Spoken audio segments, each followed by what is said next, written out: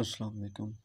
आप देख रहे हैं हमारे YouTube channel online future learning institute of skills. Headline के बाद इट इज़ वेरी इंपॉर्टेंट कि आप अपने ब्लॉग के जो कंटेंट को लिख रहे हैं उस पर आप परफेक्ट बैलेंस स्ट्राइक करें as of being conversational and being informative.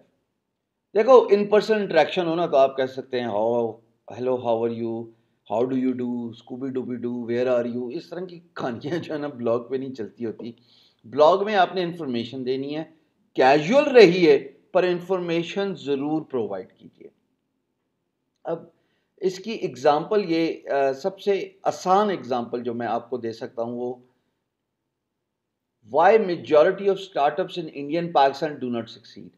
अब ये सवाल है जो कि टाइटल में रख दिया और जवाब में मैंने कन्वर्सेशनल नहीं हुआ।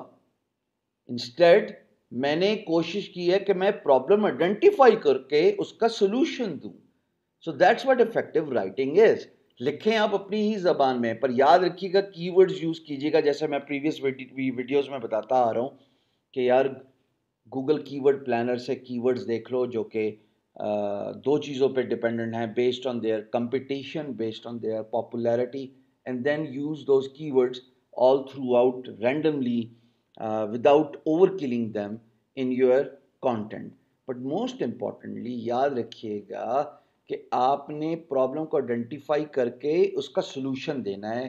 तीसरी चीज़, आप ऑडियंस को इंगेज करें। आपको याद है प्रीवियस पोस्ट में लिखते लिखते मैंने एंड में लिखा था कि आई होप, ये मैंने एडिट किया आपके सामने, I hope this post gives you a lot of insight into how the new and emerging startups fail to surface all the way to the top and become successful. अगर यहाँ पे imagine इस call to action भी मैं दे देता इस line के साथ, इस स्टेटमेंट के साथ कि do you agree with the writer's opinion about the startups failing in Pakistan and India? If yes, or even in either case, we would love to know your comments. तो फिर लोग जो है ना कमेंट सेक्शन को fill करना अपना इखलाकी हक समझते, जो कि अभी नहीं है, इसलिए कि अभी कॉल टू एक्शन ही है, एक ही राइटर है। अब ये देखो इसने लिखा है, तप गया ये बंदा, कहता है, नहीं इंडियन है मेरा भाई, typical writer from subcontinent gave his bhasha about the problem in 500 so words rather than exploring what really ailed the startup industry। मतलब ये पूरे उसमें मूड में था कि मैं लिखूं, पर मेरा काम पूरा हो गया दोस्त। मैंने इसको 500 वर्ड भी पढ़ा दिए और मैंने इससे कमेंट भी ले लिया। That's what effective writing is. इससे ज्यादा अच्छी एग्जांपल में मैं नहीं समझा सकता कि आपने इंगेज करना है ऑडियंस को। Good comment, negative comment, it's part of game, really does not matter, but what matters is you need to grab the reader's attention, and you can only do that once you are trying to be informative. Don't try to be conversational. ये blog का rule number 1 और rule number last है, याद रखना। तीन चीजें होनी चाहिए, एक तो प्रॉब्लम आइडेंटिफाई हो ब्लॉग में, फिर उसके बाद सोल्यूशन हो ब्लॉग में, और फिर तीसरा कॉल टू एक्शन, यानी कि पोलिंग वगैरह जो है वो क्लाइंट से सॉरी रीडर से ज़रूर लो, क्योंकि जितना इंगेजमेंट होगी उतना ही ज़्यादा आपका ब्लॉग पोस्ट गूगल और सोशल मीडिया में ट्रेंड करेगा।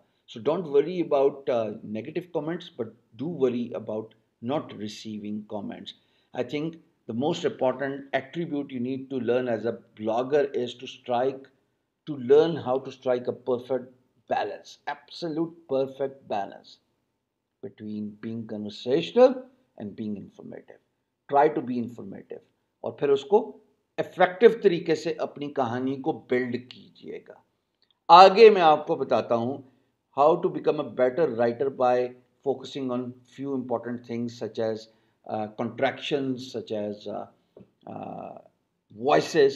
ये सब कुछ मैं अगली वीडियो में समझाता हूँ। इस वीडियो में अब तक हमने हेडिंग को डिस्कस कर लिया, हमने डिस्कस कर लिया कि ट्रेंडिंग हेडिंग्स कहाँ से मिल सकती हैं, आइडियाज़ कंटेंट के कहाँ से मिल सकते हैं, हमने डिस्कस कर लिया कि ब्लॉग पोस्ट में होना क्या चाहिए, ग्रामरली की बात कर ली हमने।